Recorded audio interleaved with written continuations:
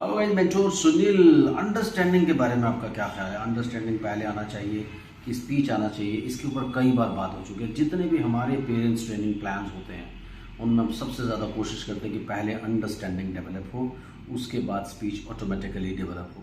इसी के ऊपर इस वीडियो में बात करेंगे। चैनल को सब्सक्राइब कीजिए, लाइक कीजिए, शेयर कीजिए, पूरी दुनिया में फैला दीजिए।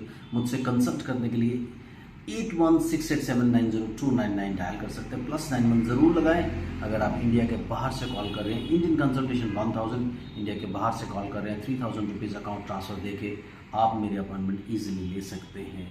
तो चलिए बात करते हैं अंडरस्टैंडिंग और स्पीच पर। आपने अगर अभी भी अपने पेरेंट्स ट्रेनिंग प्लान्स नहीं ज्वाइन किए हैं, जल्दी से ज्वाइन कर लीजिए ताकि आप जल्दी से जल्दी अपने बच्चे को ठीक कर पाएँ। क्योंकि मैंने देखा है कि कई लोग काफ़ी सालों तक सेंटर्स में जा कर के बहुत सारा टाइम और मनी वेस्ट कर चुके होते हैं जब तक वो मेरे पास आते हैं।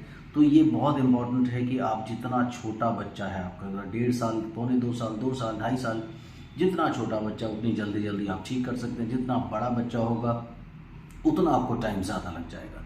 इसलिए ये आपको सजेशन है। तो पेरेंट्स ट्रेनिंग प्लान्स को ज्वाइन कीजिए। हमारे प्लान्स में हम लोग कोशिश ये करते हैं कि सबसे पहले अंडरस्टैंडिंग डेवलप हो, क्योंकि जब तक आपके बच्चे का रिसेप्टिव लैंग्वेज फॉर्मेशन नहीं होगा तब तक उसका स्पीच बर्स्ट कैसे आएगा।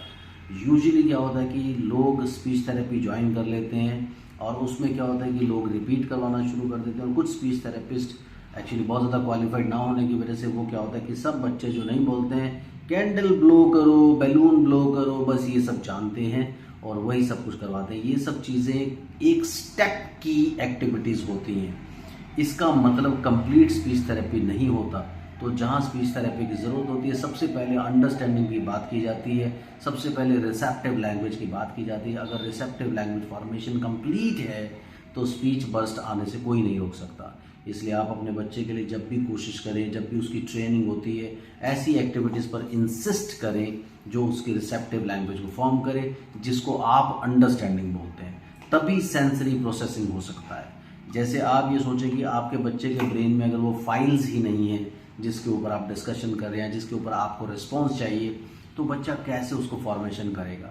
यूजुअली जब बच्चों का attention, focus, eye contact, concentration नहीं होता तो वो एक कान से सुन करके दूसरे कान से चीज़ें निकालते हैं। यानी सुनते हैं सिर्फ कान के लेवल पे, वो यहाँ के लेवल पे नहीं सुनते हैं। ऑडिटरी प्रोसेसिंग का क्या मतलब होता है कि जब आप कुछ सुनते हैं आपके ब्रेन में जाता है, उसका प्रोसेसिंग होता है, यानी सेंसरी प्रोसेसिंग होता है। सुने हुए सिग्नल का, देखे हुए सिग्नल का, सूंघे हुए सिग्नल का, टेस्ट वाले सिग्नल का, टच वाले सिग्नल का, वेस्टिबुलर सिग्नल का, उसके अलावा जितने भी सिग्नल्स होते हैं उन सब सिग्नल्स का क्या होता है, एक प्रोसेसिंग होता है। उस प्रोसेसिंग से क्या होता है कि बच्चा उस चीज़ को लर्न करता है और उसकी फाइल ब्रेन में स्टोर हो जाती है। जब फाइल ब्रेन में स्टोर हो जाती है तो अगली बार जब इस तरह के स्टिमुलस के सामने बच्चा आता है तो ऑटोमेटिकली उस रिस्पॉन्स को निकाल करके लाता है।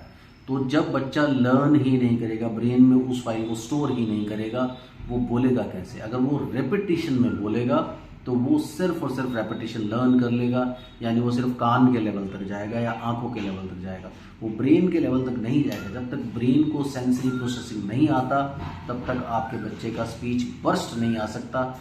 जब स्पीच बर्स्ट आता है तो वो स्पीच नॉर्मल होता है, बच्चा प्रोसेसिंग के साथ बोलता है।